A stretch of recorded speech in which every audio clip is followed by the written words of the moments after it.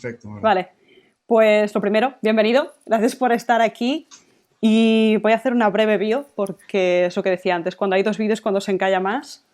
Eres diseñador frontend en SIPSA, Sí, ¿sí? Vale, y docente de proyectos de diseño en Aula D y también en el máster de dirección de arte en la Universidad de Vigo. sí, Y además eres doctor, perdona, en diseño por la Universidad de Vigo. Casi sí, sí, nada, sí. Bueno, bueno, bueno. casi nada, ¿eh? Eso está muy sobrevalorado, las tesis doctorales hoy en día. Ah, qué va con el trabajo que llevan. Eso sí. Pues te dejo con la charla de Creative Coding, que yo tengo mucha curiosidad porque hice un máster y me pegué mucho con eso. Pero, Y bueno, dime. luego ya hablaremos entonces de por qué te pegaste, hombre. Sí, porque se me cruzó mucho, la verdad. Me gusta mucho y se me cruzó mucho. Pero Mm. bueno, nada, te dejo aquí que compartas pantalla y demás. Espera un segundillo Y... que Uy, un segundo. sí, A ver, déjame ver dónde tengo. Aquí en tengo Zoom aquí abajo. compartir. Sí, aquí Sí, estamos. Vale, ya estamos. sí, vale, estamos bien. Y estamos bien. Pues todo tuyo, Alberto. Vale. Eh, Sí, se ve correcto. Se ve correcto. Sí, Vale, pues bueno. Lo primero, bueno, agradecerte. Voy a quitar aquí los vídeos para que no incordien. Ya estamos. Bueno, lo primero, agradecerte primero el tweet, que fue así como un poco de, a ver, lo que el 14 de mayo, en plan, a ver, montamos un evento y fue un poco hold my beer. Aquí montamos un evento, pues lo hacemos en un momento y nos liamos la manta a la cabeza y te presenté un poco mi propuesta y aquí estamos. Y luego, pues eso, agradecerte que realmente hayas seleccionado mi propuesta. A diferencia de las anteriores, la mía va a ser un poquito más especulativa, porque vamos a hablar un poquito más de cosas que han pasado, cosas que estamos un poco acostumbrados a ver hoy, pero bueno, vamos a ver, hacer un poquito de memoria y ver que las cosas que estamos viendo hoy, pues ya las hemos visto, ya han pasado no hace tanto tiempo. O sí, pasa que los que ya somos un poquito más mayores, pues nos parece que todo pasó con una cierta hace pasado reciente y luego nos damos cuenta de que esto va a pasar en 2 días en un episodio de Cuéntame. Bueno, entonces el objeto de todo esto es intentar un poco contar de dónde viene el Creative Coding. No es algún término que estamos como muy actual, que estamos como muy acostumbrados y nos damos cuenta de que esto es algo que viene ahora, que es como un revival de algo que pasó no una, sino dos veces. Una pasó quizá a principios de la generación 2000 y que esto debe muchísimo a lo que es la generación Flash de principio, de cuando empezamos a hacer páginas web y que a su vez ellos estaban haciendo un revival de lo que había pasado en los inicios del computer art en los años 60, en los años 50, años 60, cuando empezaron un poco el tema de los ordenadores y el uso de los ordenadores para la parte artística. Entonces, ¿qué pasa? Que lo que pasó en su momento en los años 2000 y lo que está pasando hoy es que todas estas partes quedan como muy atrás en el tiempo y que en realidad, si nos ponemos a pensar, la relación entre arte y tecnología siempre ha estado como muy desconocida. O sea, si nos ponemos a pensar lo que nos han enseñado en el colegio, pues cuando estamos hablando de arte, pues se nos llega a hablar como mucho, bueno, Miguel Ángel, no sé qué, lo del Rembrandt y Van Gogh, y llegamos hasta las vanguardias. Y como muy, llegamos hasta Picasso, que es realmente un señor que se murió el año en que yo nací, hace casi 50 años. Entonces dices, bueno, estamos hablando de las vanguardias como es algo que la cosa más novedosa es algo que tiene 120 años. Y pasa cuando se da formación en diseño, que empezamos a hablar con los inicios de la escritura, los fenicios, los egipcios, los jeroglíficos, y no llegamos realmente a ver cosas que han pasado en la posmodernidad o incluso posteriores. Entonces, dentro de ese contexto hay propuestas que se tratan de lo que se hace, de hacer una arqueología de los nuevos medios, de buscar un poco identificar en el pasado, hacer relectura del pasado a partir de lo que tenemos hoy en día. En ese aspecto, si estáis interesados, os recomiendo muchísimo estos libros que tenéis aquí, ¿no? Desde el Letmanovich, el lenguaje de los nuevos medios de comunicación, o los Media Art Histories de Oliver Grau, pero sobre todo para cualquier tipo de relectura de todo lo digital, esta compilación de The New Media Reader es maravillosa, donde te hablan un pequeño, te mete todos los textos que han sido importantes a través de la historia de la computación, desde los primeros textos de Turing, de Vannevar Bush, hasta, bueno, hasta que los relaciona con Borges, bueno, está todo ahí recopilado por temática y son maravillosos. Pero bueno, vamos a ver a lo que nos interesa, ¿no? Estamos hablando de que hoy, el Creative Coding de hoy, no sería el Creative Coding de hoy si no hubiera pasado lo que pasó en los años 2000 con lo que se llama la escena Flash, que a su vez no habría sido lo que pasó si a su vez ellos nos hubieran fijado un poco en lo que pasó en los años 50. Pero ¿qué pasó a principios de los 2000? Pues bueno, nos contamos en un contexto donde empezamos a hacer páginas web, donde las páginas web surgen, empiezan a ser comerciales. Y nos encontramos con que los estudios de diseño pues quieren plantearse realmente, bueno, yo también me meto aquí a hacer páginas web, y son estudios de diseño y diseñadores que llevan muy poquito tiempo, relativamente 15 años como mucho, usando el ordenador para hacer la práctica del diseño. Y diles tú a un diseñador de esos de la vieja escuela que acaban de aterrizar, como quien dice ayer, en el uso del ordenador, que no pueden poner algo en la pantalla donde ellos quieren, porque el HTML, todos sabemos que se basa, pues al final es texto, pues tenemos que poner las cosas en base al espacio de texto o al salto de línea. Bueno, si no llegamos a las tablas y a nada.git, que era lo súper famoso de aquellas épocas.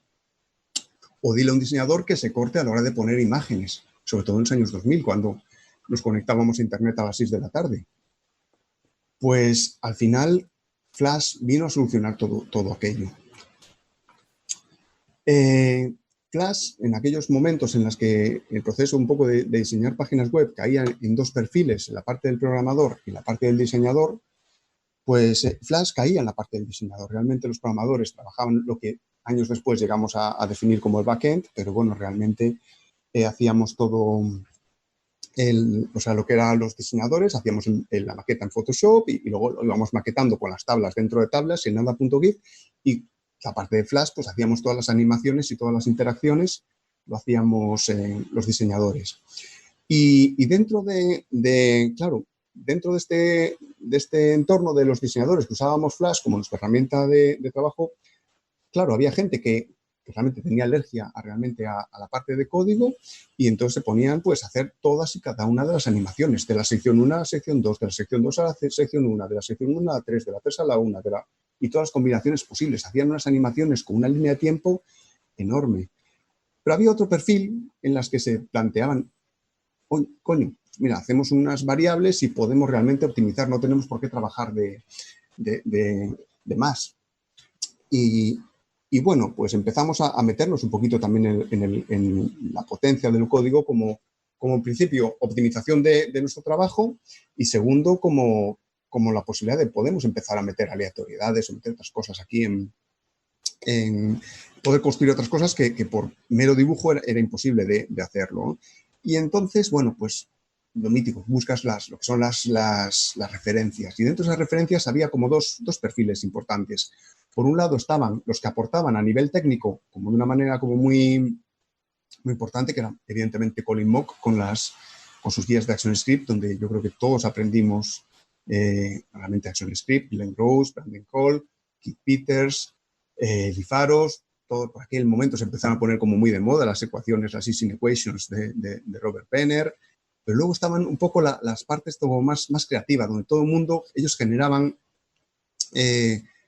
distintas experiencias y que poco a poco iban llegando al mainstream y las íbamos copiando todos, y íbamos flipando. Gente como Yugo Nakamura, Yugo, Joshua Davis, PlayStation, Eric Nazke, bueno, toda esta gente. Ahora, iremos viendo ejemplos, no...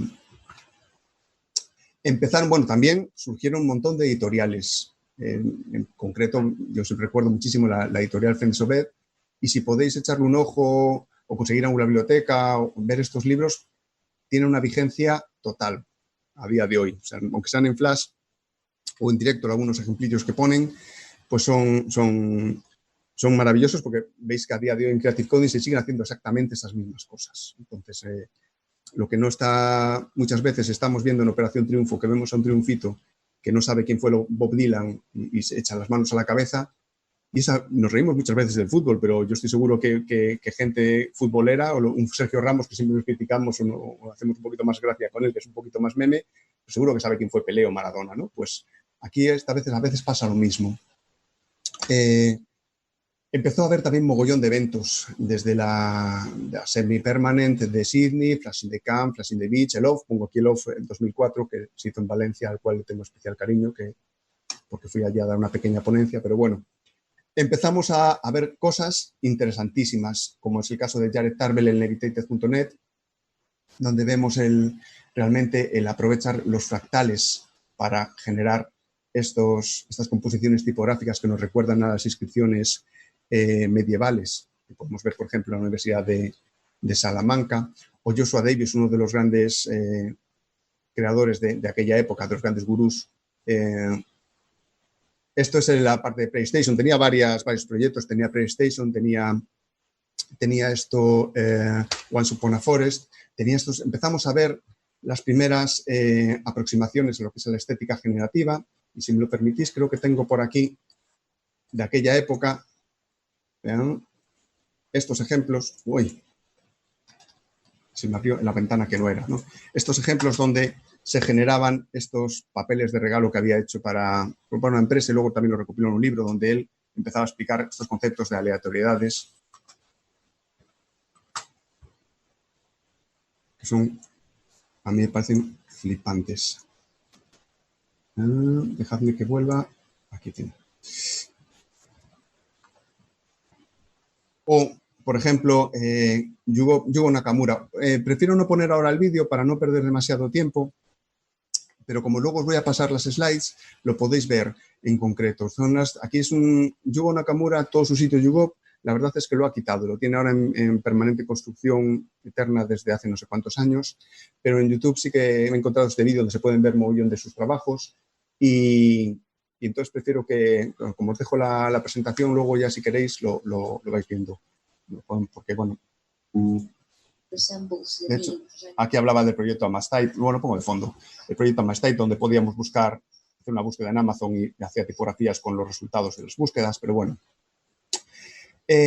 Lo que sí me parece interesante es que si os interesa, aquí os dejo un enlace a un texto de Lev Manovich, uno de los grandes teóricos sobre el concepto de la imagen digital y del lenguaje digital realmente, y él habla de lo que es la generación flash, en el que habla de que en un contexto realmente posmoderno salido de la posmodernidad realmente, donde en la posmodernidad habíamos acabado con todo lo que es la posmodernidad, lo que se había encargado era, digamos, de derrumbar todo el proyecto moderno anterior, de los años 60 y 50, todo el proyecto de orden. Es un momento en el que pone en crisis todo lo que se entendía como establecido en las generaciones anteriores. Entonces es una época de excesos, de romper las normas. En diseño gráfico lo tenemos muy claro con David Carson, por ejemplo, ¿no? Es un tipo que realmente no tenía fundamentos de diseño, no tenía conocimientos de diseño, y él decía que las normas estaban para romperlas, romper la legibilidad, no confundir la legibilidad con comunicación. Bueno, todo este tipo de rupturas y de travesuras que hacía la posmodernidad, de excesos, pues bueno, pues llega un momento en los años 2000 donde ya nos hemos cansado también de tanta ruptura y tanta travesura y tal. Y entonces la respuesta de estos diseñadores, pues vuelven un poco al romanticismo de los años 60, donde ellos mismos se generan su propio código, donde se programan sus cosas.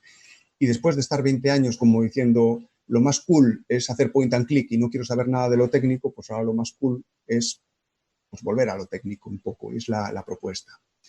Pero sobre todo lo más interesante un poco, que a mí me interesaba de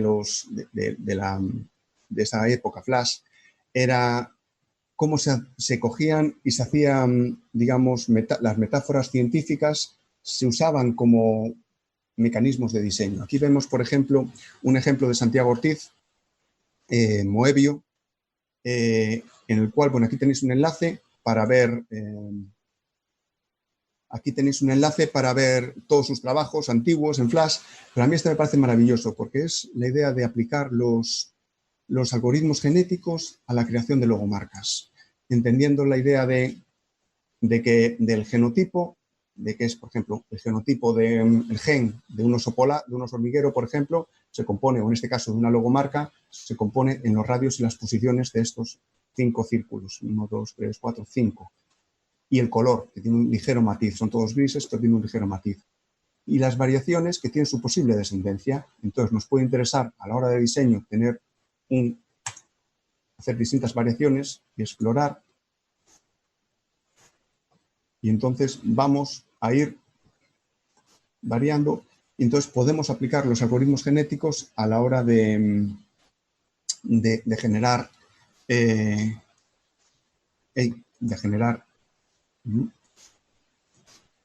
perdonadme, aquí estamos, de generar logotipos.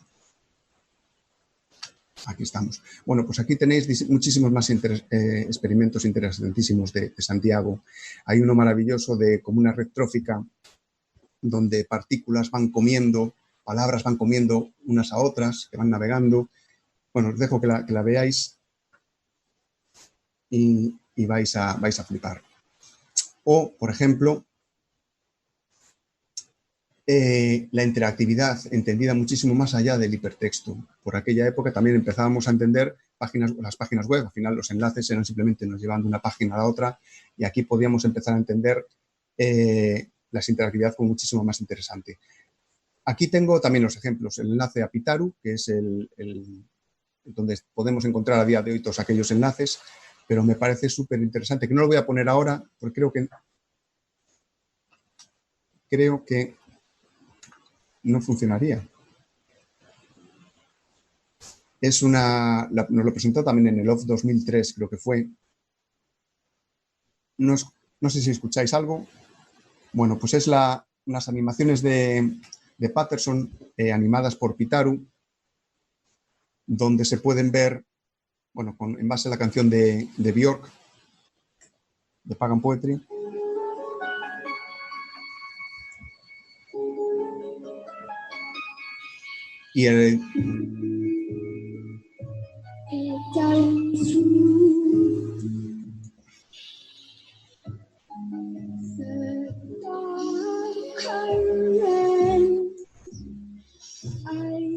Y simplemente el hecho en su momento de poder trabajar con la interactividad, con la música en tiempo real, con la animación y con la interactividad del usuario, creaba una experiencia realmente mágica.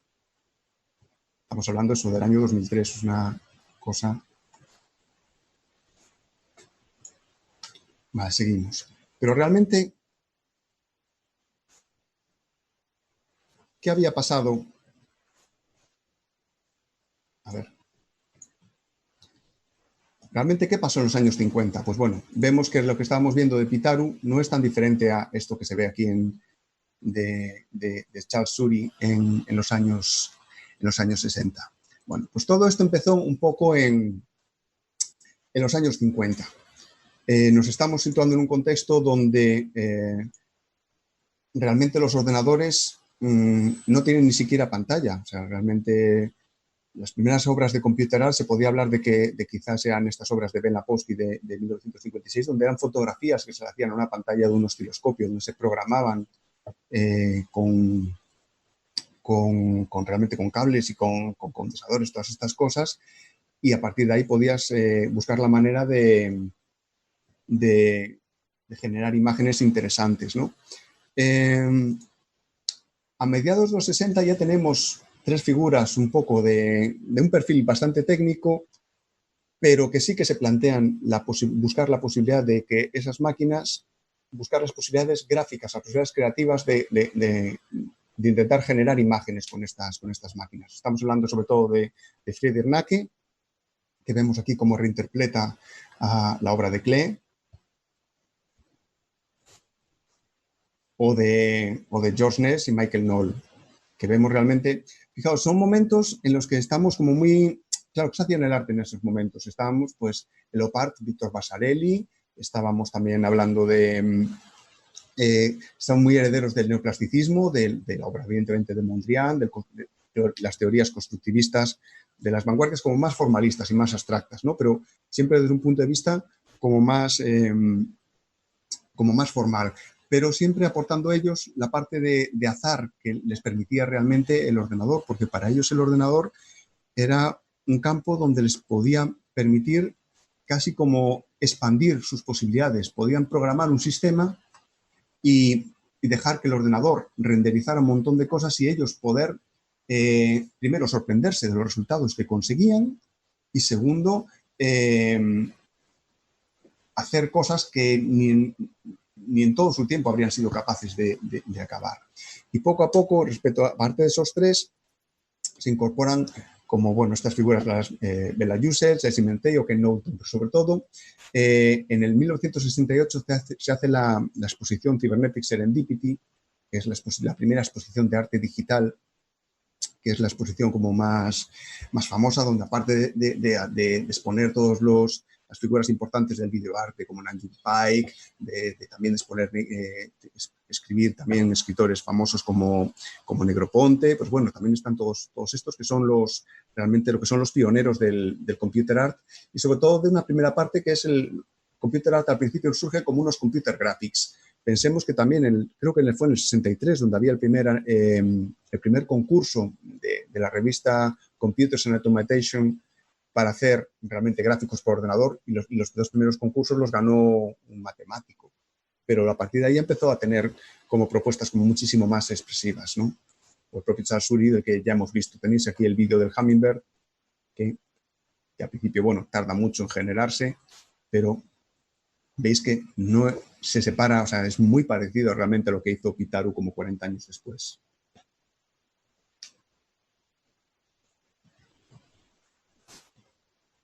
Manfred Moore también, buscando la idea de, sobre todo, buscar sistemas, meterle conceptos de variaciones de azar y empezar ahí a explorar el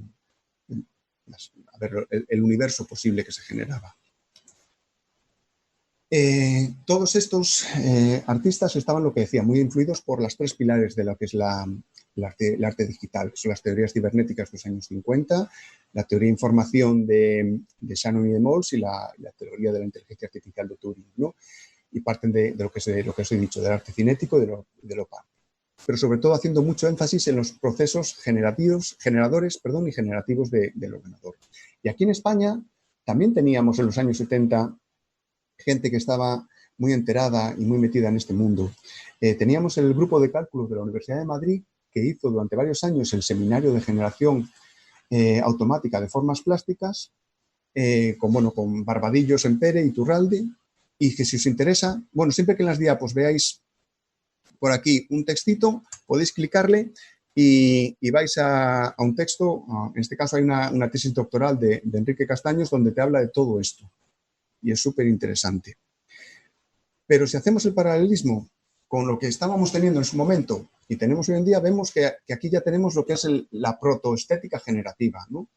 Y que si estamos hablando de los años 70, pues 50 años después, cuando vemos las primeras logomarcas generativas que puede haber hecho Sagmeister para el grupo SID, en base a la serie de Fibonacci, o para la Casa de la Música, o a mí me parece muy interesante esta que es súper desconocida, pero la hizo el estudio italiano Todo para el espacio Nada. ¿Por qué? Porque se ve claramente el espíritu de lo que es la logomarca generativa, los elementos base, el código que lo genera, las reglas del juego y a partir de aquí todo el universo posible. Y entonces vemos que todas esas bases de la estética generativa ya estaban ahí presentes en los años 70. Si os interesa toda la parte de la estética generativa, pues buscar ahí a Philip Galanter, que es uno de los teóricos más importantes, y donde habla realmente que para hacer incluso estética generativa no hace falta hablar de...